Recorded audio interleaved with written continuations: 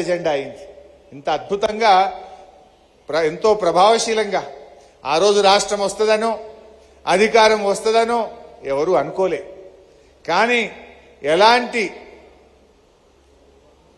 ఆశలు లేకుండా, ఎలాంటి ఆకాంక్షలు లేకుండా, అంటే పదవి ఆకాంక్షలు లేకుండా, పదవుల కోసం కాదు, ప్రజల కోసం, తెలంగాణ ఆత్మ గౌరవం కోసం, దశాబ్దాల కలను నిజం చేయడం కోసం విద్యార్థులు వాళ్ళ కలలు, వాళ్ళ ఆకాంక్షలు, విద్య ఉద్యోగాల్లో ఈ రాష్ట్ర ప్రజలకు మేలు జరగడం కోసం, అన్ని సబ్బండ వర్ణాల కోసం ఆ రోజు ఎలాంటి ఆశలు లేకుండా చేసిన ఉద్యమంలో నిస్వార్థంగా పనిచేసినటువంటి మరి వాళ్ళను మనం గుర్తుంచుకోవడమే ఈ దశాబ్ది ఉత్సవాల్లో నిజమైనటువంటి పండగ.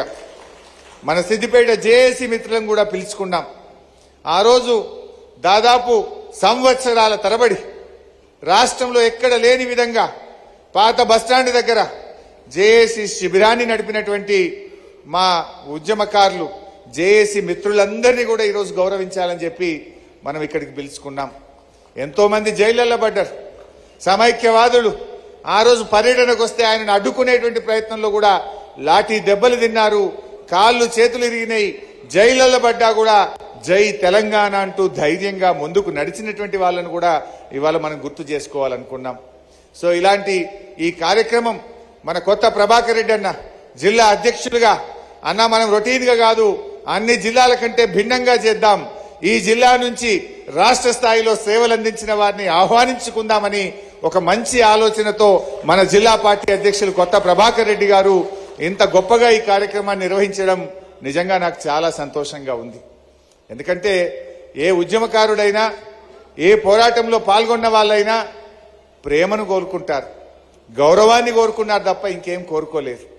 ఆ రోజు రాష్ట్రం వస్తుందనో, సీనన్న ఎమ్మెల్సీ అవుతాడనో, నేను ఎమ్మెల్యే అవుతానో, రసమై ఎమ్మెల్యే అవుతాడని ఎవరు అనుకోలే. కొట్లాడినాం అంతే. ఎందుకంటే తెలంగాణ ఉద్యమం దశాబ్దాలుగా కొట్లాడుతున్నారు. చాలాసార్లు విఫలమైంది. చాలా మంది ఇది వస్తుందా అన్నారు. కానీ నిజాయితీగా కేసీఆర్ గారు కొట్లాడిండు, నిజాయితీగా కేసీఆర్ గారు ఉద్యమించిండు. వారి అడుగుజాడల్లో నడుస్తూ వారికి కొండంత ధైర్యాన్ని ఇచ్చినటువంటి వాళ్ళందరూ ఈ వేదిక మీద ఉండడం నిజంగా చాలా సంతోషం. మా ఉమక్క ఈరోజు వచ్చింది ఇక్కడికి. నాకు బాగా గుర్తు, ఒకసారి జల పోరాటం జరిగితే నల్లగొండ జిల్లా నకరేకల్ ప్రాంతంలో రాష్ట్రం ఉద్యమం ప్రారంభమైన తొలినాళ్లలో, బహుశా 2002వ సంవత్సరం కావచ్చు, నల్లగొండ జిల్లా నకరేకల్లో మహిళలందరూ కలిసి ఆ జల పోరాటంలో రహదారుల దిగ్బంధం చేసిండ్రు. అది విజయవాడ జాతీయ రహదారి. మహిళలు జల దిగ్బంధం చేస్తే అప్పటి సమైక్యాంధ్ర ప్రభుత్వం వాటర్ క్యాన్లతో కొట్టిండ్రు, ముళ్ళ కంచెలు పెట్టిండ్రు, మహిళలని చూడకుండా లాఠీ చార్జ్ చేస్తే ఆ రోజు ఆ ఉద్యమాన్ని లీడ్ చేసింది మన తుల ఉమక్క. ఆ రోజు ఆ నల్లగొండలో జరిగిన పోరాటంలో 100 బస్సులు అద్దాలు వలిగిపోయినాయి. జాతీయ రహదారి మొత్తం ఆగమాగమైపోయింది. గంటల తరబడి విజయవాడ రహదారి దిగ్బంధం అయిపోయింది. అసలు ఆ రక్తసిక్తమైంది.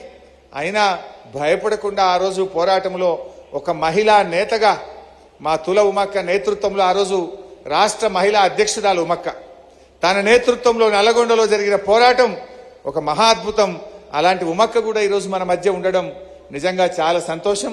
వారు కరీంనగర్ జిల్లా పరిషత్కు మరి మొదటి దశలోనే జిల్లా పరిషత్ చైర్మన్ గా, మరి కరీంనగర్ జిల్లా పరిషత్ చైర్మన్ గా కూడా పనిచేసింది ఉమక్క. సో అట్లా గొప్ప ఉద్యమ స్ఫూర్తులు ఉన్నాయి. ఇక మా సతీష్ అన్న తండ్రి గారు కెప్టెన్ లక్ష్మీకాంతారావు గారి గురించి ఎంత చెప్పినా తక్కువే. మిలిటరీలో కెప్టెన్, తెలంగాణ ఉద్యమంలో కూడా కరీంనగర్ జిల్లాకు ఒక కెప్టెన్ అయి నడిచిండు.